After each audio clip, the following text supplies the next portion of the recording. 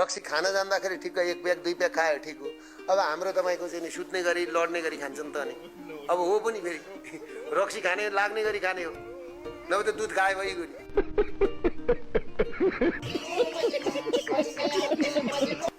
के हो कुरो हो के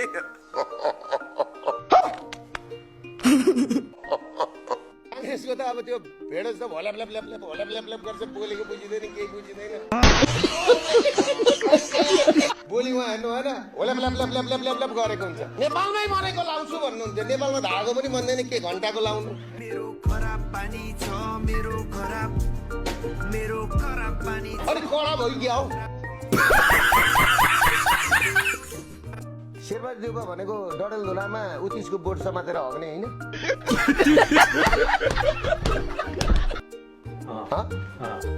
कुन हैसियतको मान्छे हो